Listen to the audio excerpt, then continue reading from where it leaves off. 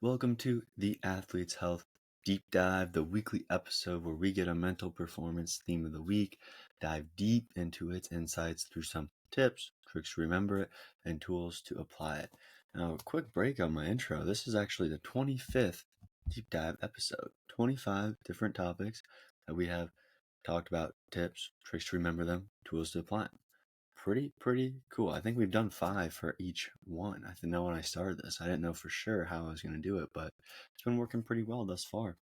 But ultimately, the goal here is to just bring more value to the audience, coaches, parents, athletes, anyone giving you a glimpse into some themes and topics surrounding mental performance and these longer conversations, and then potentially what some conversations in our coaching and coaching programs could entail.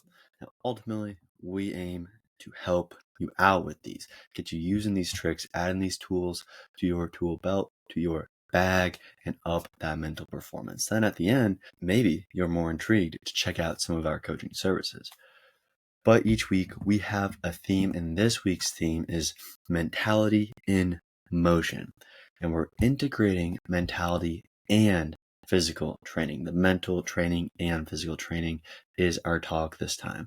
So without further ado, let's dive deep into mentality in motion, integrating that mental and physical training with a quick story to kind of tie this all together for us. And I want us to think about an athlete who's just training tirelessly, relentlessly, they're putting in the hours to get their physical form, they're building the strength, the speed, the endurance, everything they need to perform at their best.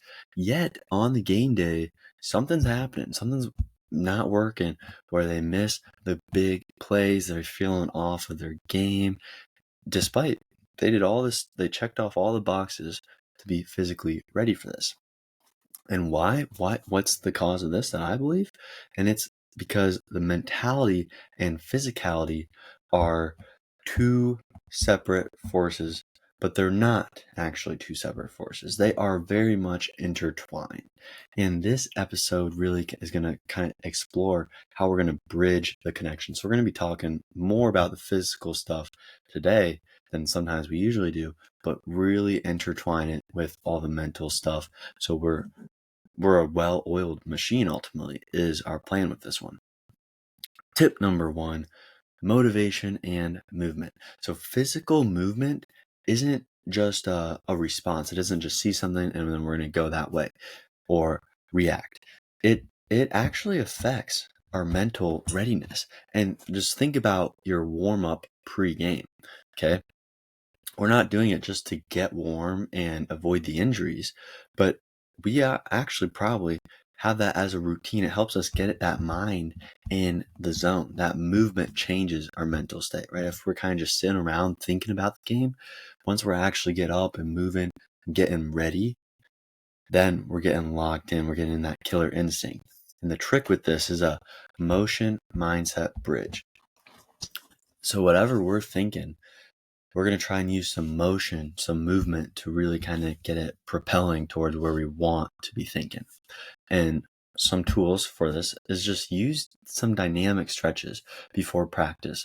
Have them have a specific mental focus, probably a positive one or a productive one, right? You're not going to want to be thinking all those negative, bad things, those distracting things, but pair something with those stretches that you're doing before the game, and this will help out. But then also we can pair those warm-up routines. Maybe it is those stretches with that statement, or it's a visualization cue, or it's something that we're going to see for the game for different scenarios that's going to really lock us in. And just as another kind of example here is like, if you put your hand on a hot stove, you're gonna pull that hand away before you even process it. I accidentally had my hand over a flame actually not too long ago, and I realized my hand pulled back, and then I realized that was hot. Like, it was boom, and I was like, wow, that was hot. It wasn't, wow, this is hot, I should pull my hand out and pull it out.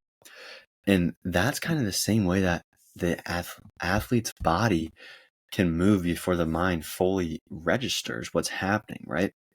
But if we get the mind processing, ensuring better responses next time. If we get it kind of ready and up front and going, then we can embrace that synergy. So what I mean by this before we move on is if we're just going through the warm-up motions, those dynamic stretches, but we're not actually locking ourselves in, we're not pairing it with something else, we're not using that kind of motivation and movement, the tip, then when we get in the game and we want to be locked in, that's when we're just going to kind of be getting up.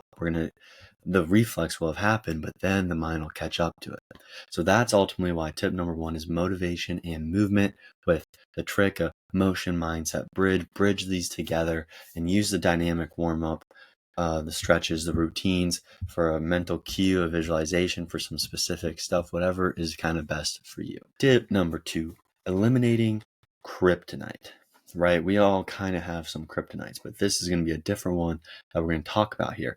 And a lot of athletes focus solely or just only on the physical stuff, and then they plateau. They do that only to plateau. And the real differentiator, the thing that's going to separate us, actually lies in that mental training to really enhance the physical performance. And if we identify some of these weaknesses, we can build the strategies to do it. In one of my talks that I do, I mentioned that about 90% of Olympians credit a type of mental performance coaching for at least part of their successes. That's insane. And that is why we really want to get this together. We want to use this trick of a mental armor up. We can just get that mental armor going, get it stronger. And how we actually do this is reflect on the recent performance. And then when we're doing that, we're doing this because we're going to check on any of these mental blocks that we have, things that are holding us back, right? Like if we're squatting and we notice our knees are caving in or our hips are coming up way before our knees are starting to block out. These are some kind of blocks that are going to hinder our performance, and our squat capability. And we're going to do the same thing for the mental side. And we can use some, just as one instance, mental imagery before the physical training to really kind of visualize overcoming that block. So for instance, let's say we're benching or something and we want to actually see the bar go straight up. If we see that before we do it, we can more likely make it happen. Or for a better example, maybe we're doing like a split squat lunge and we want to keep everything straight. Everything's being wonky and moving. But if we can control it and we actually get that mental imagery going beforehand, it's going to set ourselves up. And this realization of needing the mental tools really came from a post-competition for many athletes. Okay, they didn't really understand where they faltered, but under the pressure, they really kind of wanted to get that excellence. They wanted to really level up. Now, as a story's sake, for a lot of athletes I've talked to about this or that I've read about, is they kind of realize they need the mental training after a post-competition, after a time when they did mess up or they did falter, they didn't play their best. And under that pressure, they were in total good form physically, but it was something else that was holding them back. And that's when we ultimately can entail this trick of the mental armor up with tip number 2 of eliminating kryptonite by looking back at the game, noticing the blocks, and then using that mental imagery to really kind of guide it, if it's visualized, whatever we need to do, up the ranks and perform our best. Hey, thanks again for tuning into the Athletes Health Podcast. Your support really does mean a lot. We are passionate about bringing the mental health and performance topics to the forefront because, let's be real, the mental health crisis is a huge issue in society. Now, if you're enjoying the show, it would mean the world to us if you could just give it a 5-star review and share it with anyone who might benefit this message. Every bit helps in spreading the word and creating a stronger, healthier community. This podcast is just a small part of what we are doing at the Athletes Health. We work directly with teams, coaches, and individual athletes even to help them unlock their full mental performance and ultimately overall performance. Now, whether that's getting the competitive edge, breaking through mental blocks, or just leveling up in the mental gym, we're trying to cover it all with people. So thank you for listening and supporting our mission. Now let's get right back to the show. Tip number 3, integrating practice and mentality. Now, it's not just enough to train mentally and then train physically and talk to someone about all the mental stuff we're doing and then do all our physical stuff, maybe have private people for each. These need to be put together. So if we're ever doing any mental training or anything at all, we apply it directly to the physical stuff that we're doing. We're putting it in association with that. That's the key. And it's like preparing for a test, right? We're not just going to go through the exercises, the math formulas, problems. We're going to put ourselves in the situations that mimic what the test will actually be, that what we will be doing during the preparation. So it's not just theoretical. It's not just, oh, let's talk about this or talk about that. That's why this trick is a practice to play integration. And we really want to create game-like pressures in practice. And that can look in a few different ways, right? But it's ultimately to train the mental and physical responses. We want to make that mental response just as strong as the physical response that we are doing at practice. But we can only do that if we're deliberately trying to do it. And then lastly, at the end of the practices, we can train ourselves to reflect on how we stayed mentally focused during the physical tough drill. Whatever the drill is that was really pushing us to our limits, that's how we get better. We have to put some of that stress on us.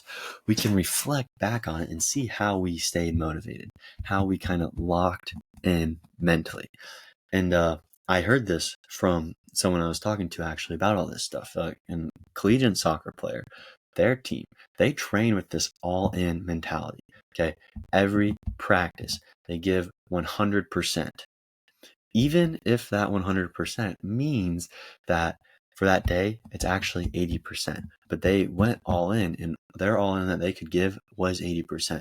Because let's be honest, we can't give that full 100% every day in, day out. I know we can try, and that's the exact thing of this. The practice becomes indistinguishable from game time effort, because we can't go out there and have that amazing game every time, right? Sometimes there's going to be some slip ups. And that is ultimately why we're using tip number 3 of integrating the practice and mentality.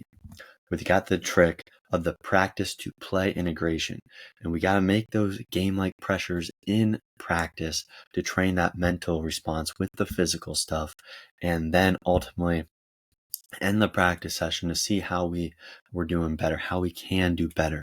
And that's the all-in mentality, whether it is 100% or we're giving 100%, but it's actually only 80%. It's how we make this happen and progress it. Tip number 4 is the 3 P's approach. Hear me out on this one, what they are, how we're going to apply them and use them. Pre-game, practice, partner. Those are the 3 P's we're talking about here. And we're going to have methods to incorporate these kind of mental strategies with just common athletic routines, right? Tying the mental stuff in the motion, in the physical stuff. We're going to really make that real-time performance happen and boost through just familiar structures that we already do. So let's walk through the tools with this trick of the 3 P's of power. I'm calling these our power movements here. Okay, the tools are the pre-game focus. And I kind of talked about this, but in a different lens here. We're going to visualize, we're going to get ready, map out those difficult moments while we're lacing up the shoes, the ice skates, whatever we're doing to get ready for the match. We're going to mentally rehearse that success. And that is probably going to be looking at those hardest moments and how we're going to get ready for them. That's exactly the way to do it. Next one is practice imperfection. Now we have to pair. Okay, now see, maybe this is how you think about it, maybe it isn't, but we need to pair the challenging drills, those hard drills, with immediate corrective thought after mistakes. So we're going to be pushing ourselves to make those mistakes, because that's ultimately what we'll do in games, right? We're going to miss the shots. We're going to make some passes that are not ideal when we have to thread the needle, whatever the case is. Launch the ball across the field.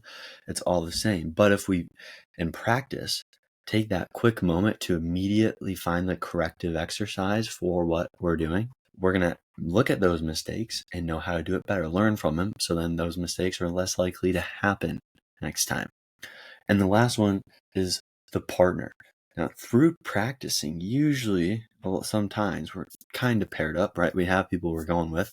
If we can make that a competition, if we can make that a little game, something that's, or just a motivator, someone that's pushing us a little further, a little harder, all of a sudden, we're going to be putting in so much more effort. Thinking right back to that last tip number 3, we can get ourselves moving forward, right? It's that kind of friendly competition when we're training with partners. It's going to get that mental sharpness going, the physical agility. It's going to make the real game time pressures more familiar because we're literally putting that stuff in. That's why I love to tell athletes to find some accountability here, find some competition that we can do, but it's also not just competition. Is what we're doing with that competition that we're really going to look for. And lastly, tip number 5, handling your weaknesses. Every athlete has a unique mental block, right? Something's going to be different for you than for one of the friends and for someone else, right? Every person has something that's up. And that's why it's very important for us to really kind of identify and address these mental blocks with a personalized approach. So then any of those vulnerabilities we can turn into strengths. That's why I like to, like my program, my mental gym kind of curriculum, it's like a good chunk of tips, tricks, and tools to use in a broad scheme. And then we can either apply it to the whole team atmosphere and you can take what you can out of it, or it's what we can pull from our talks when we're one-on-one coaching to say, hey, implement this. It's kind of what we talked about. Let's adapt it. Let's flow from it and get even stronger from it. Let's turn this vulnerability we're talking to into a strength so our mental game can elevate. So then we can tie it to the motion, and that physical ultimate winning, having fun while winning, can elevate too. Trick here is the hero's hurdle tactic. Now, what I want us to think, because we are the hero, right? In your story, I want you to think you're the hero. And what we need to do is we need to see the biggest mental challenge we have, and we can use that reflection piece that we're talking about, that reflection session when we talk about this stuff, when we apply it, when we use it, when we see what is up, what do we want to change, what do we want to tweak, what do we want to work on just a little bit more to get that edge a little bit sharper. And then most likely we'll probably choose like a confidence or composure tactic and implement during that key training moment or moments, depending on what we're looking at. And we're going to adapt it. We're going to learn from it. We're going to tweak it a little bit, change what we need to. But those are the tools from this. And this idea is very simple because every superhero has some type of weakness, right? And every athlete is going to have some type of mental hurdle, something they're going to work on, just like we all probably have some type of physical weakness to some degree, depending on what it is. We have our strengths, and then we have a little bit more of a weakness. We're going to tackle this hurdle, this mental hurdle, by integrating these mental solutions into the physical practice that we're doing and track the improvements that unfold from doing it. And this is ultimately what I do with the athletes that we'd be working with. And so I want to wrap that up with tip number 5, handling your weaknesses. We got the hero with the trick of the hero's hurdle tactic and the tools. We need to kind of get that reflection going on the session, on the practice of the game, pinpoint the biggest challenge, and then we'll tie that back to the mental side. Even if it is physical, we're going to probably tie it back to the mental side, discuss the mental side of it, and then choose. It's probably going to be around confidence or composure, maybe commitment, who knows. Maybe it's a clarity of goals, a tactic, and we're going to implement it. We're going to progress it. We're going to get stronger from it.